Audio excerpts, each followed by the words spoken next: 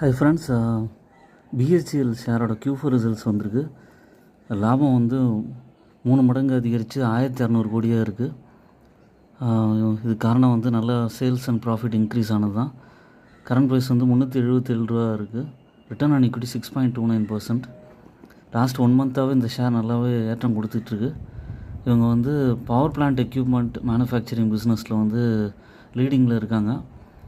Strong bullish candle பதிவாகிருக்கு. இந்த ப்ரைஸ்லேருந்து இன்னுமே ஏற்றம் கொடுக்க வாய்ப்பு இருக்குது.